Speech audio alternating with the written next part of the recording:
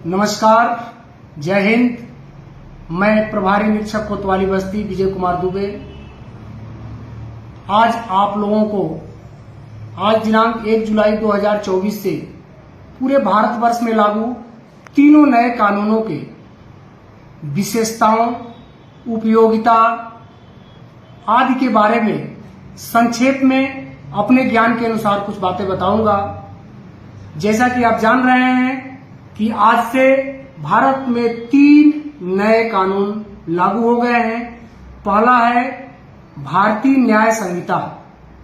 जो पुराना हमारा कानून था इंडियन पैनल कोड, भारतीय दंड संहिता, उसकी जगह पर भारतीय न्याय संहिता ने स्थान ले लिया है। दूसरा जो क्रिमिनल प्रोसीजर कोड था, दंड प्रक्रिया संहिता, उसकी जगह पर भारतीय नागरिक सुरक्षा संहिता ने जगह ले लिया है। तीसरा जो भारतीय साक्ष्य अधिनियम था, इंडियन एविडेंस एक्ट था, उसकी जगह पर भारतीय साक्ष्य अधिनियम बीएसए ने अपना जगह ले लिया है। नए तीनों कानून का जो विशेषताएं हैं, जो मुख्य उसकी उपयोगिता है, इसके बारे में पुलिस के साथ साथ आम जनता को भी जागरूक और जानकारी रखनी होगी। भारतीय चिंतन पर आधारित जो ये न्याय प्रणाली है, इसका मुख्य उद्देश्य न्यायिक आपराधिक कानून लोगों को औपनिवेशिक मानसिकता और उसके प्रतीकों से मुक्त करने का काम करेगी। यह दंड के बजाय न्याय पर ध्यान केंद्रित करता है, सबके साथ समान व्यवहार का द्योतक है। यह कानून भारतीय न्याय संहिता की वास्तविक भावना को प्रकट करता है। इसमें भारतीय संविधान की मूल भावना के साथ इस कानून को लागू किया गया है। यह कानून व्यक्तिगत अभिव्यक्ति की स्वतंत्रता की गारंटी देता है। यह मानव अधिकारों के मूल्यों के अनुरूप है। यह पीड़ित केंद्रित न्याय सुनिश्चित करेगा। इन कानूनों की आत्मा न्याय, समानता और निष्पक्षता है। जैसा कि कोई भी कानून किसी भी देश की भौगोलिक परिस्थितियों, सामाजिक न्याय की आवश्यकताओं और वहां की संस्कृति के अनुरूप ही बनाया जाता है।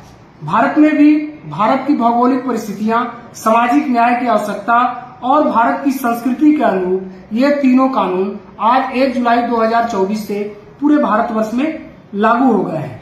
यह दंड देने की अवधारणा पर आधारित हमारे पुराने कानूनों को अलविदा कर दिया है। अब ये तीनों नए कानून दंड आधारित न होकर न्याय आधारित हैं। महिलाएं और बच्चों संबंधी जो भी अपराध है, उसको भारतीय न्याय संहिता के प्रारंभ में ही प्राविधान किया गया है। राजद्रोह जैसे धाराओं, आईपीसी की 124 से धाराओं को खत्म कर दिया गया है। उसकी जगह पर धारा 152 का प्राविधान किया गया है, जो कि भारत की संप्रभुता, एकता और अखंडता से संबंधित है। इन आपराधिक विधियों में पुलिस को एक जवाबदेह बनाया गया है और विवेचना के लिए इंश्योर किया गया है कि घटनास्थल की वीडियोग्राफी होगी। फोरेंसिक जांच को अनिवार्य किया गया है। विवेचना में वैज्ञानिक और तकनीकी आधारित विवेचना करने के लिए निर्देशित किया गया है। आतंक और आतंकवाद को विस्तार से परिभाषित किया गया है। संगठित अपराधियों और माफियाओं को सजा दिलाने के उद्देश्य से विटनेस प्रोटेक्शन स्कीम बनाया गया है। मॉब लिंचिंग जैसी घटनाओं में मृत्यु दंड तक के प्रावधान रखे गए हैं। 7 वर्ष से ऊपर के अपराधों में, जिन अपराधों में 7 वर्ष से ऊपर के सजा का प्रावधान है, उसमें फोरेंसिक एग्जामिनेशन अनिवार्य कर दिया गया है। किसी भी रेप पीड़िता, बलात्कार की पीड़िता का बयान उसके निवास स्थान पर ही महिला पुलिस अधिकारी द्वारा उसके माता पिता या संरक्षक की उपस्थिति में दर्ज किया जाएगा। आईपीसी में जो भारतीय दंड संहिता हमारी पुरानी कानून थी, उसमें कुल 511 सेक्शन थे। अब हमारे भारतीय न्याय संहिता में कुल 358 धाराओं को शामिल किया गया है।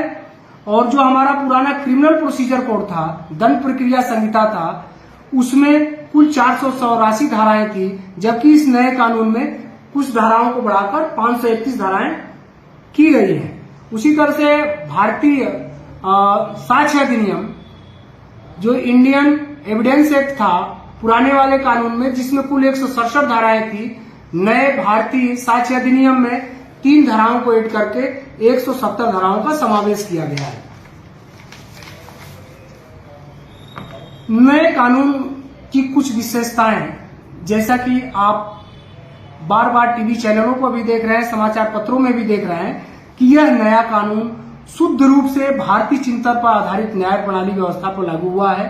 नागरिक केंद्रित कानून है। महिलाओं और बच्चों के प्रति होने वाले अपराधों में संवेदनशीलता बरती गई है।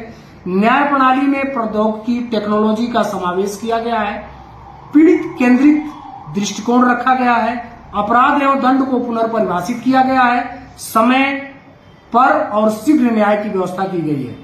पुलिस की जवाबदेही और पारदर्शिता तय की गई है। एनसीआरबी ने आपराधिक कानूनों का संकलन करके अपने ऐप पर अपलोड किया है, जहां से आम जनता भी गूगल प्ले स्टोर पर या एप्पल ऐप स्टोर पर जाकर एनसीआरबी मोबाइल ऐप पर इन आपराधिक नए कानूनों को देख सकती है, समझ सकती है।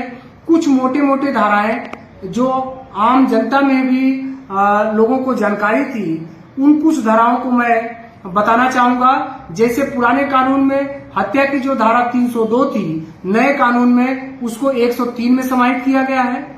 दहेज हत्या की जो धारा 304B थी, नए कानून में धारा 80 में समाहित किया गया है। चोरी की जो धारा 379 थी, नए कानून में 303 में समाहित किया गया है। रेप